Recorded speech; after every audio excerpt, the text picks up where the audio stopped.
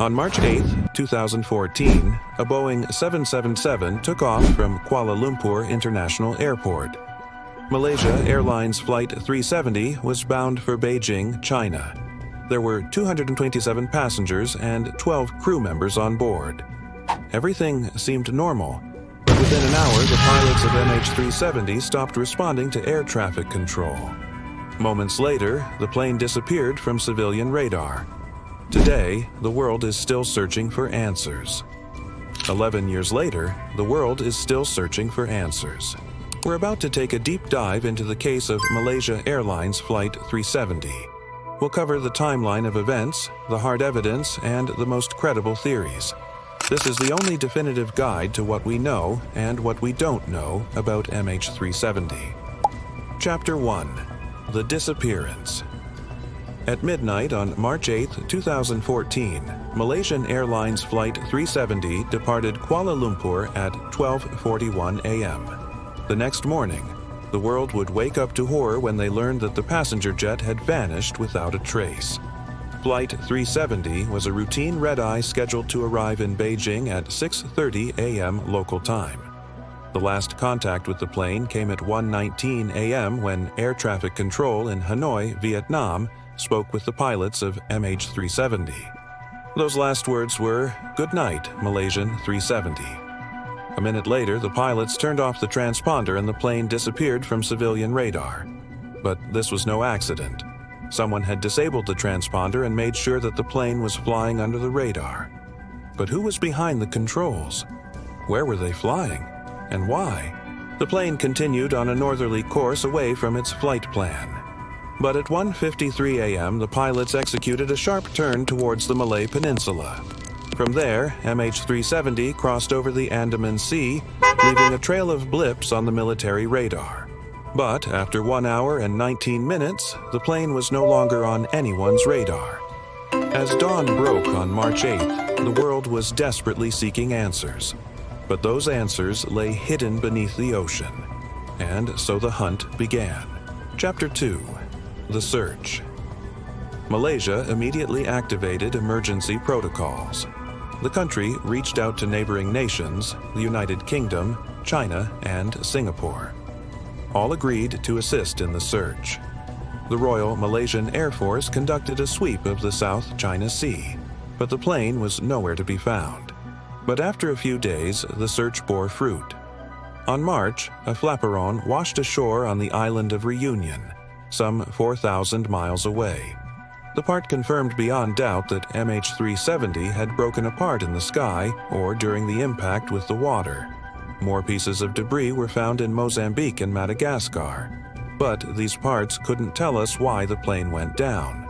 After spending a massive amount of money on the search, the government called it off. By 2017, the world was growing tired of hearing about MH370. But then, in late 2018, a private company named Ocean Infinity conducted a new search in an area of the Indian Ocean estimated to be 25,000 square miles. But once again, no evidence of the plane was found. The hunt was over. Chapter 3. Theories. There are 4 prominent theories as to why MH370 went down. We'll analyze each of them in order to get closer to the truth. But remember, none of these theories can be proven. Theory number 1. Catastrophic failure. A catastrophic failure such as explosive decompression or an engine failure could explain how the plane went down. But this doesn't explain the turnback or the hours of flight after the apparent failure. And remember, the pilots would have known the fate of the plane. Theory number 2. Hijacking. Could terrorists have hijacked the plane and forced it off course? No group claimed responsibility for the attack, and the person or persons responsible erased all evidence of the hijacking. Not to mention, the pilot would have had to be extremely skilled to make those tight turns. But if this were the case, where are the terrorists now? Why haven't they resurfaced? Theory number 3. The pilot. This is the theory that has received the most attention. Many people believe that the pilots purposely flew the plane off course and crashed it into the ocean. Captain Zahari Shah was an experienced pilot. He had logged more than 18,000 hours of flight time, But what would his motive have been? When investigators searched his home, they found a flight simulator that showed a flight path similar to the path of MH370. However, this is circumstantial evidence at best, and many experts have pointed out that this is a common flight path used by pilots. Theory number 4: fire or hypoxia. Some experts believe that a fire or hypoxia caused the pilots to pass out, allowing the plane to fly on autopilot until the fuel ran out. But this theory doesn't explain the tight turns. And also, the plane continued to climb. An unpressurized cabin would have caused the pilots to lose consciousness, but it wouldn't have allowed them to continue climbing. Chapter 4: The Final Clues. In 2018, a breakthrough came. Satellite data known as handshakes shows that the plane was flying for nearly 7 hours before it disappeared in the southern Indian Ocean. But why? How could the plane stay in the air for so long without fuel? According to some reports, the plane turned towards the Maldives, then towards India. But instead of following either of these paths, MH370 headed south. It flew over the Andaman Sea and turned towards the Bay of Bengal. The plane then veered off its course and headed southwest, flying over the westernmost part of Sumatra, Indonesia. Then it turned northwest and finally northeast. It continued flying until it was 200 miles from the coast of Malaysia.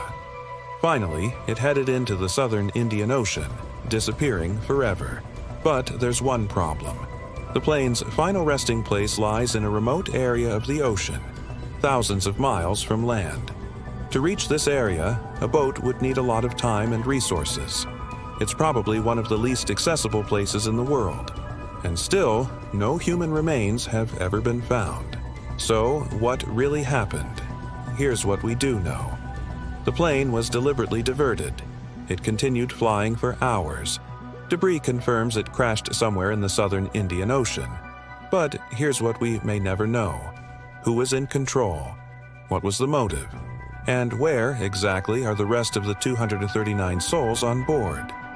Until the black boxes are found, the story of MH370 remains unfinished. But here's what we think happened to the plane.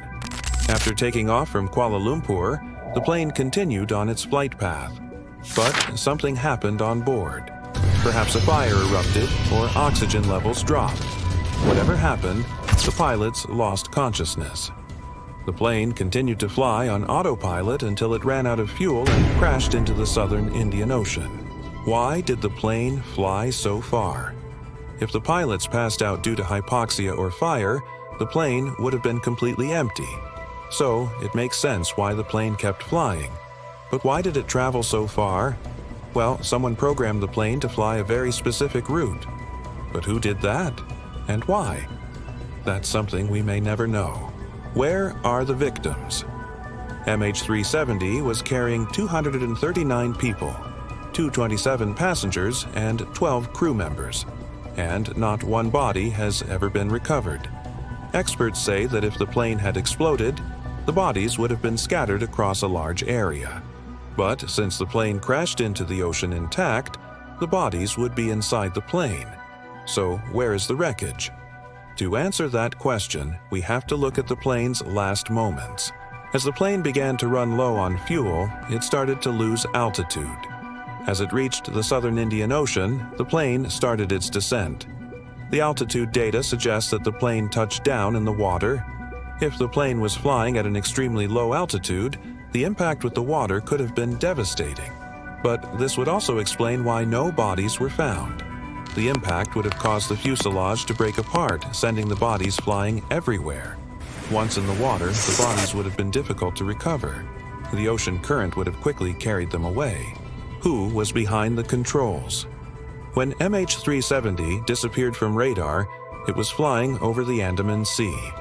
This was a crucial moment. Whoever was in control had to make a decision.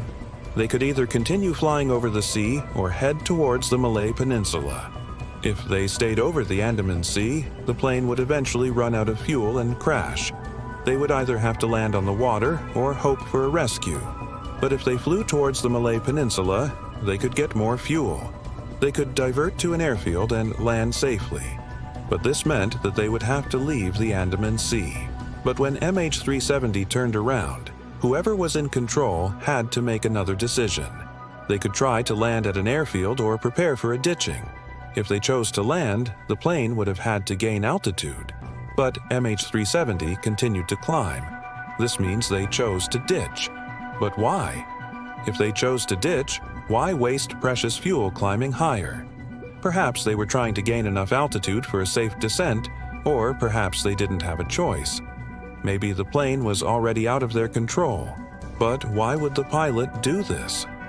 Maybe they wanted to make sure the plane went down in an area where nobody could find it.